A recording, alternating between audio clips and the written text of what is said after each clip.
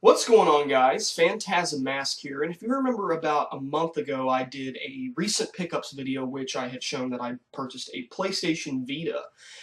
I feel now, since Sony has done their big conference last week, that I can go on ahead and review the Vita. After about a month of use, I feel that I can accurately report on how well the product works, the games available, and maybe some ups and downs that the product has, and a little bit on the future of the Vita. But for now, I'm going to move the camera around a little bit so that way you get a better view of this thing as I go into a little bit more detail. Okay, so looking at the Vita right now, you'll notice that over the PSP, the Vita has this beautiful 5-inch OLED touchscreen. It's very bright, very nice looking. My lock screen, big Terminator fan, and going in, and you have all of these. It's in a bit of a disarray because I took the memory card out before filming. But as for the capabilities of the Vita, it is equipped with a 2 GHz quad-core ARM Cortex A9 MP core processor. That's a lot of cores, and 3 of the 4 cores are usable for applications. It also includes a quad-core GPU SGX 543 MP4 Plus. On the back, you have a rear touchpad, which was probably one of the biggest things that I was concerned about when it came to the Vita itself, was this touchpad. Um, at first, I didn't really like it. I thought that the touchpad was a gimmick. I thought it was almost completely useless when it came to games. But eventually, after playing stuff like Gravity Rush, Wipeout 2048, and even PlayStation Classic games like Resident Evil 2 and 3 on the Vita, I got a little bit more training with it. Also, the Welcome Park application helps you with the ins and outs of the Vita, like using the rear touchpad. It also has 2 cameras, one right here in the front. Let's see if I can get a close-up on that. It's right on the top of my fingertip there. You can see the lens front camera, which has a lesser display compared to the back camera here. I'm not sure how powerful the camera is, doing some experimentation on it. Video-wise, it's better than an iPod or an iPhone, but still it's not going to compare to, say, the webcam that I'm using to shoot this video, which does full 1080p. So it's a nice in-between, I guess you could say, for the Vita. Let's accidentally activate that. Stereo speakers right here by the 2 analog sticks. It's great compared to various Nintendo products that I've had in the past, and even the PSP. I found that the stereo speakers sound a lot less tinny. They sound a little bit more organic. I really like the sound quality that comes out of these speakers, especially playing Metal Gear Solid, which is the Vita game that I'm featuring in this review. Uh, it's a very, very nice sound for all of your PlayStation gaming needs. It also says that it includes a microphone, but I have yet to find any sort of I don't know, that could be it down there. I'm not quite sure. It says it has a microphone on it. I'm not exactly sure. Also, for all you Sony fans, you guys remember 6-axis? Well, it's featured in the PlayStation Vita as well. 6-axis motion sensing technology, which was incredibly underused and almost completely useless on the PlayStation 3. It's been brought over to the Vita, and so far I haven't played a game which actually involves me having to take my Vita and do this in order to complete the game. In fact, the only game that I can think of that I've played which involves 6-axis at all was Wipeout 2048, but that was just simple movements like this in order to steer your vehicle. So granted, it's a little bit cool, I guess, but I don't really see 6-axis being that big of a hit on the Vita because it really wasn't that big of a hit on the PlayStation 3. This model is equipped with 3G and Wi-Fi capability. 3G, you can buy a SIM card through AT&T in the United States. I believe it's around $15 a month for the start basic data plan, and again, that just allows you access to AT&T's 3G network, so you may access things like your email, your Facebook, Netflix, YouTube on the go, and even play some games over a 3G connection. Granted, there are not many right now, I believe MLB The Show is the only game I can think of right now. It is called MLB The Show, isn't it? I'm not exactly sure. It's a baseball game. I believe that's the only one that has 3G multiplayer at this point in time. If there are others, leave a comment down there. I'm not exactly sure at this point. Uh, the cameras that I had mentioned earlier also include face detection, head detection, and even head tracking, um, which was displayed in the Welcome Park application when I first bought my Vita. Another nice feature is Bluetooth connectivity, which leads into my next point that the PlayStation Vita has 512 megabytes of system RAM and 128 megabytes of VRAM, and the amount of RAM allows cross-game chat to be used on the system. Again, I have not found a game thus far that uses cross-game chat, but I'm sure somewhere along the line, like with the new Killzone Vita game, it will probably use game chat through multiplayer. As for the game selection on the Vita thus far, I find that it is extremely disappointing. The PlayStation Vita in North America has been out for over a year. I don't understand how there are so few games for it, other than the fact that Sony is not trying to make this system appealing to developers. At this point in time, I'm not saying that there is a bad selection right now, but it could be a lot better.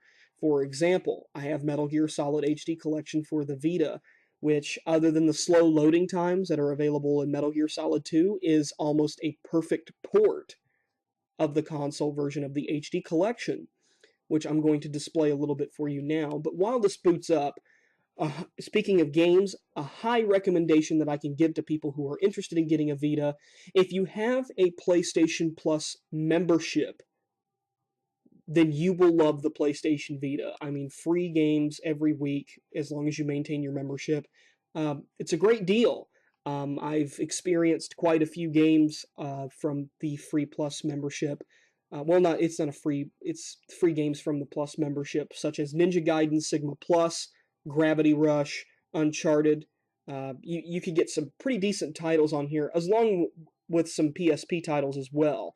For example, just last week they had given out the remake of Mega Man X for the PSP, and which has Vita capability. And there are a lot of PSP games that are compatible with the PlayStation Vita, and even a lot of PlayStation 1 games are compatible with the Vita. In fact, I am so confident with the fact that the Vita could run PlayStation 2 games that I would love to see some on the Vita. Because, I mean, if it can run Metal Gear Solid HD Collection, then it should have no problem playing something like Grand Theft Auto Vice City, something like that. You have your PlayStation Store app, which allows you to download applications, which right now, applications are extremely limited. You have your social networking sites, such as Facebook. You also have a Twitter application. As for that, that just about covers social networking. I think there is a music streaming application, but I believe it requires a paid subscription. Netflix, YouTube. Um, Other than that, there's not really that big of an app marketplace for the Vita right now, but I foresee that probably changing sometime in the future.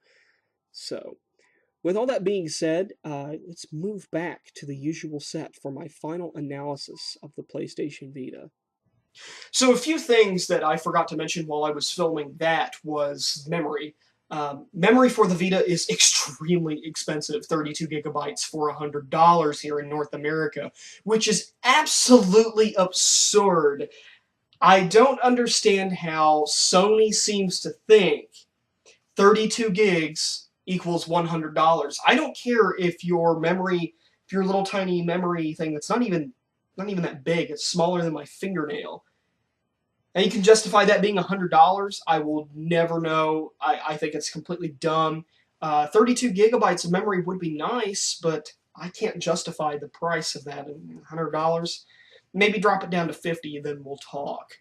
Another thing about price drops. A week ago, I did do a video on the Vita conference that they had in Japan, and they said that there was going to be a price drop in Japan. and everybody got their hopes up because normally that means there's going to be a price drop everywhere else, especially people in North America were like, yeah, we're going to get a price drop for the Vita, and then they said no. So there isn't going to be a price drop for the Vita in North America anytime soon.